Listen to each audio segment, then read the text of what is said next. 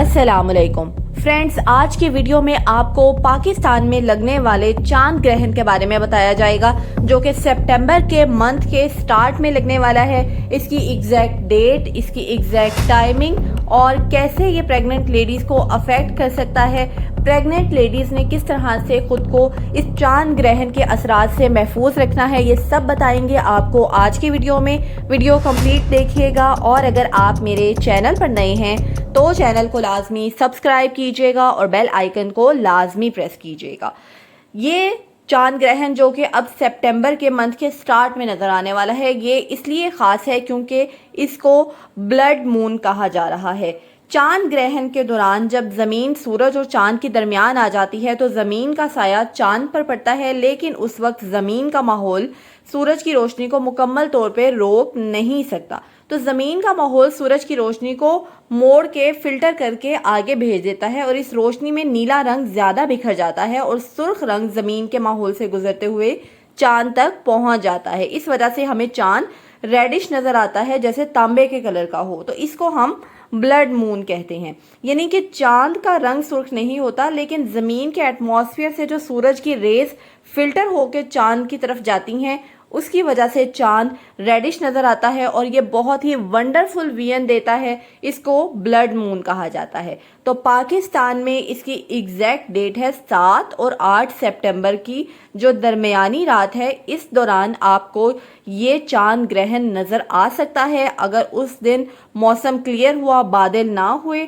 इसका आगाज रात के 8:42 पर 7 और 8 सितंबर की रात के दरमियान में होगा और मुकम्मल चांद ग्रहण आपको रात 10:12 पे 7 सितंबर को नजर आएगा और ये ग्रहण तकरीबन रात 11:56 तक जारी रहेगा, यानी तकरीबन 3 घंटे तक ये दिलकश मंजर आसमान पर देखा जा सकता है।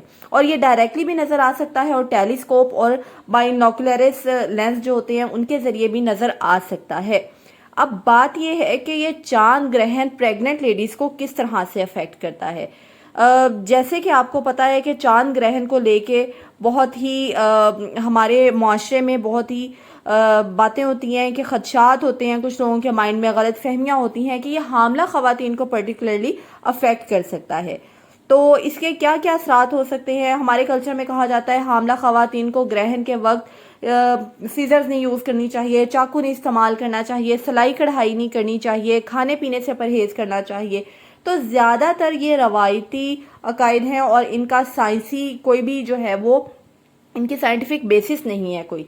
लेकिन हमारे माशरे में ख़वातीन इन बातों को शुरू से सुन रही होती हैं तो वो अक्सर परेशान हो जाती हैं। तो हामला ख़वातीन क्या एहतियातें कर सकती हैं, तो सबसे पहले जहन में रखें, चांद ग्रहण से बराह रास्त माँ या बच्चे को कोई नुकसान नहीं होता, लेकिन चूंकि उस वक्त माहौल में खौफ और घबराहट पैदा होती है तो सबसे पहले आपको खुद को पुरसकून रखना है। अगर आप चाहें उस दौरान घर में आराम कर सकती हैं, कुरान पाक की तिलावत कर सकती हैं, दुआएं पढ़ सकती हैं ताकि आप मेंटली रिलैक्स रहें। आप लाइट को कैसे मैनेज कर सकती हैं।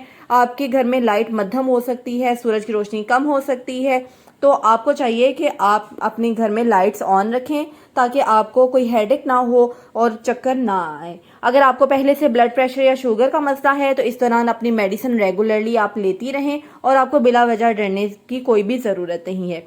अच्छा, खाने पीने पे बिल्कुल भी कोई पाबंदी नहीं है। आप लाइट और हेल्दी डाइट अपने रूटीन के मुताबिक ले सकती हैं। कोई मसला नहीं होता कि अगर आप चांद ग्रहण के दौरान कुछ खा पी लेती हैं तो या नहीं कोई कुकिंग कर लेती हैं तो इससे कोई भी मसला नहीं होता।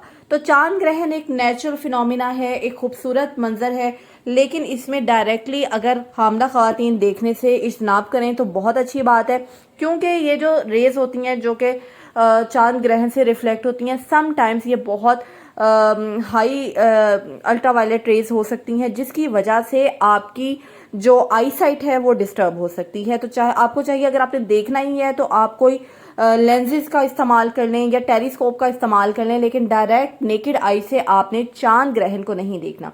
तो this was all about lunar eclipse, जो कि पाकिस्तान में 7 और 8 सितंबर की दरमियानी रात को लगने वाला है। आई होप आपको ये वीडियो बहुत इन्फॉर्मेटिव लगी होगी।